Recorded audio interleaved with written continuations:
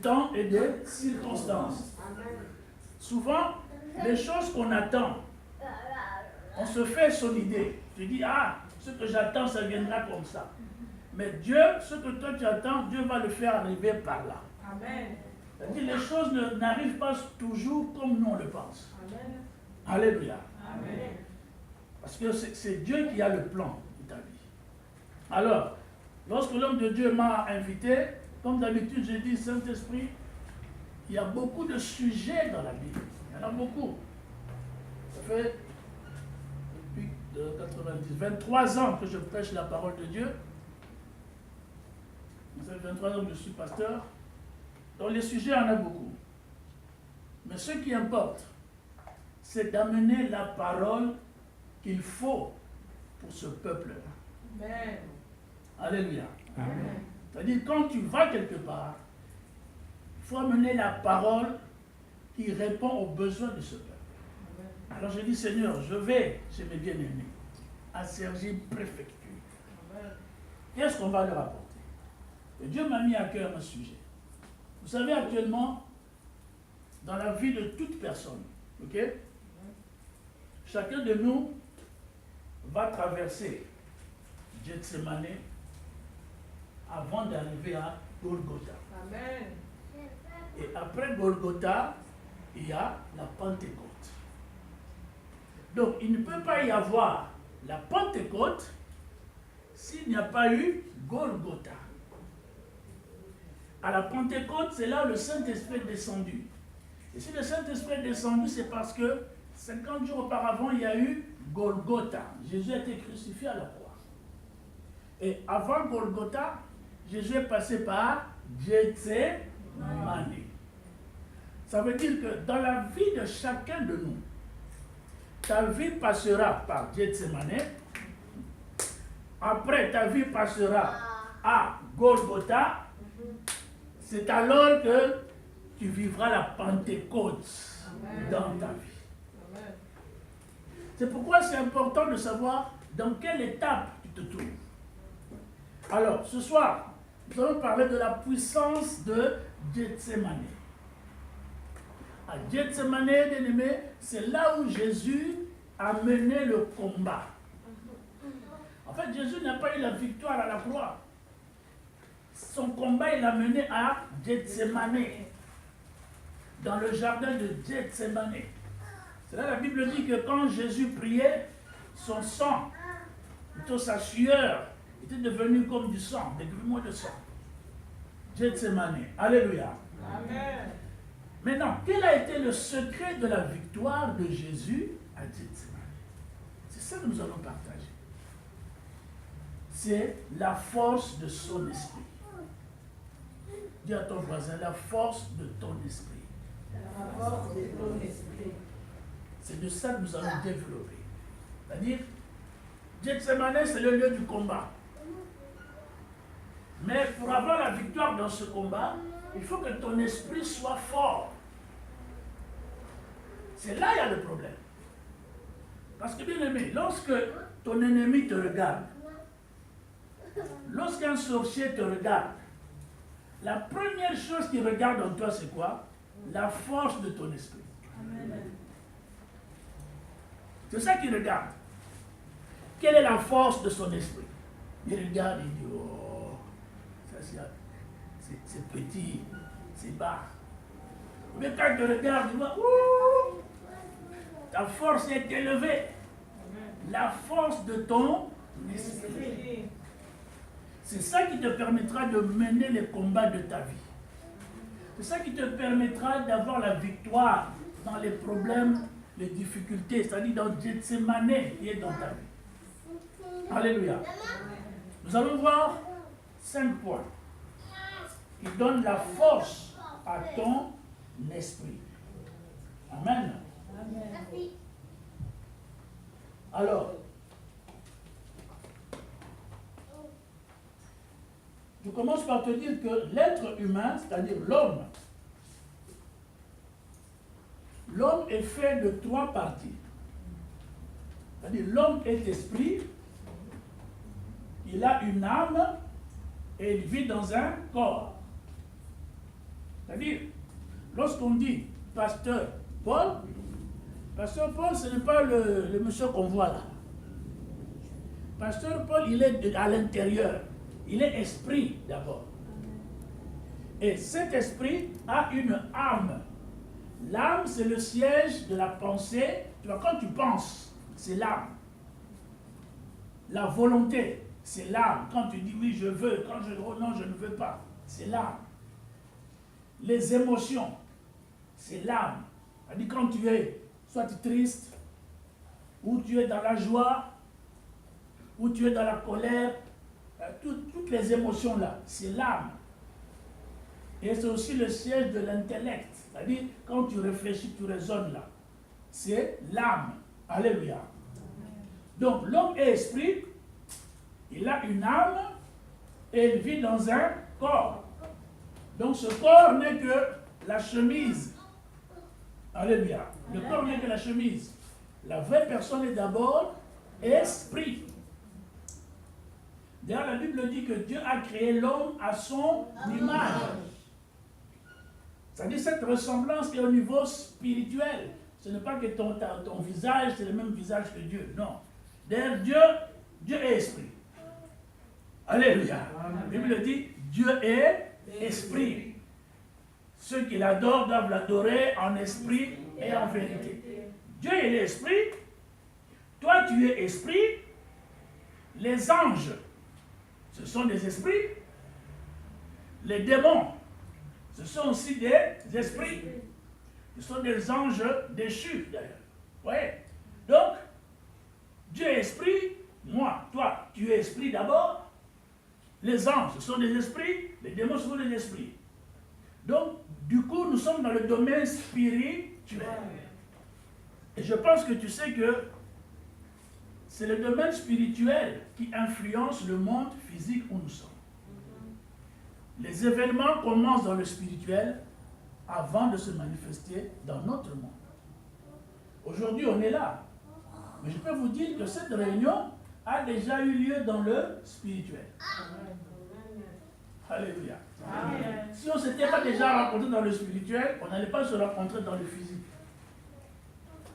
Là, je suis en train de poser les fondements de l'enseignement. Donc, l'homme est esprit.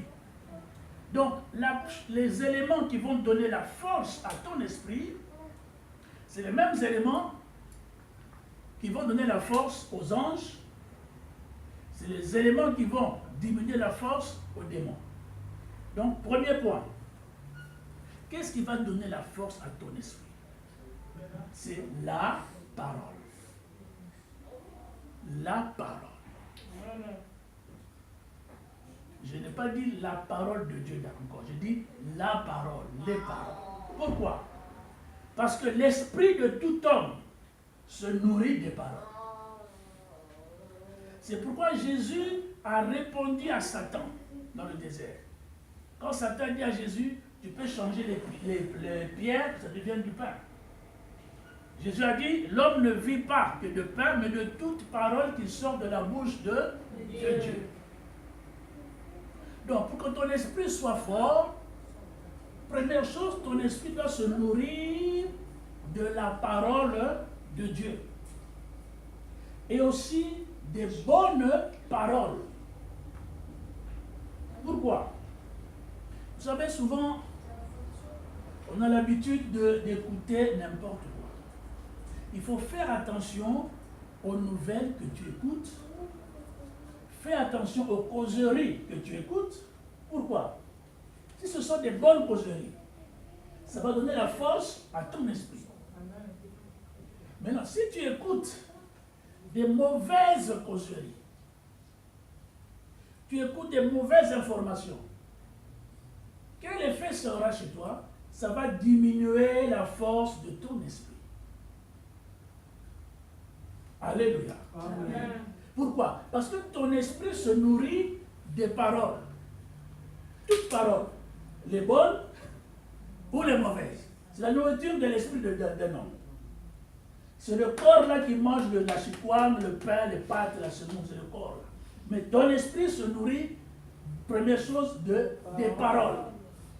Alors, si tu veux que ton esprit devienne fort, nourris ton esprit de la parole de Dieu. C'est pourquoi quand tu viens écouter la parole de Dieu, comme ce soir, tu es en train de nourrir ton esprit. Et ton esprit prend de la force. Alléluia. Maintenant, regarde.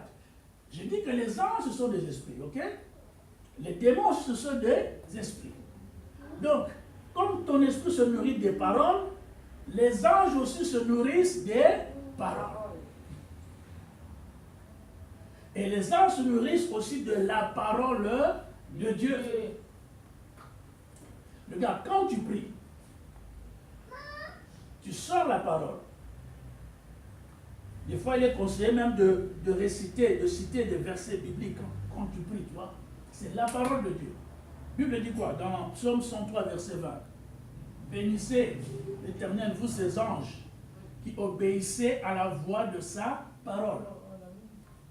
Alors, là où la parole de Dieu est proclamée, les anges deviennent aussi forts. Maintenant, là où il y a des mauvaises paroles, des paroles d'insultes, des critiques, des grossièretés, là où ça sort, qu'est-ce que ça fait? Ça diminue la force de ton esprit, ça diminue aussi la force des anges qui sont avec toi. Amen. Chaque enfant de Dieu a des anges. La Bible dit, l'ange de l'Éternel campe autour de ceux qui le craignent et il l'arrache au danger. Maintenant, le nombre des anges dépend de ton niveau de foi. Si tu as une petite foi, eh bien, on te donne un ange. Plus ta foi augmente, la foi augmente comment? Par la parole. Amen. Plus ta foi augmente, plus Dieu rajoute le nombre des anges. C'est-à-dire, il y a des chrétiens ou des serviteurs, tu le vois marcher là seul. Mais si Dieu t'ouvre les yeux, il y a tout un bataillon des anges avec lui. Amen. Mais il y a des choses que Dieu ne permet pas, ne veut pas qu'on voit. Sinon tu seras orgueilleux. Amen. Quand tu marches, tous ces gens-là, c'est moi qui suis comme ça. Donc je suis important. Ah oui. Alléluia. Amen. Mais par la foi, tu sais qu'ils sont avec toi. Amen. Mais maintenant, le problème, c'est quoi? Il faut que tes anges aussi aient la force. Un jour, il y a un homme de Dieu qui priait. Il priait, et il a demandé à Dieu un ange pour une mission donnée. Et Dieu a envoyé l'ange. Bien aimé. Quand l'ange est arrivé, l'ange a été fatigué, un ange fatigué, tout mince là. L'homme lui dit, mais Seigneur, mais tu m'envoies un ange qui est tout fatigué comme ça là. Il est mince. Dieu dit, toi-même, donne-lui la force. Qu'est-ce qui s'est passé? L'homme de Dieu a commencé à proclamer la parole de Dieu. Ben, selon ton besoin, il y a des versets. Si c'est la guérison, la Bible, il y a des versets pour la guérison. Alléluia. Je le proclame.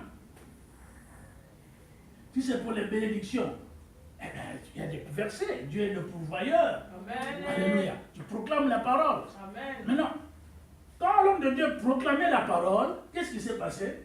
L'ange commençait à gonfler. On dirait un pneu, un ballon là. L'ange commençait à gonfler, à gonfler, à gonfler. Il est devenu géant. Et puis tout d'un coup, il s'est envolé, il est parti en mission. Amen. Alléluia. Amen. Tu as demandé l'ange, Dieu a envoyé l'ange. Mais qui va donner la force à l'ange? C'est toi. Amen. Peut-être que les anges qui sont avec toi, ils sont aussi fatigués. Parce qu'ils ne mangent pas. Alléluia. Amen. Ils sont avec toi. Maintenant, quand il y a un combat, comment ils vont aller combattre? Puisqu'ils ne sont pas nourris avec la parole. Toi-même, tu ne proclames pas la parole. Ils sont là, mais fatigués, affamés. Alléluia. Amen. C'est pourquoi c'est important de proclamer la parole de Dieu.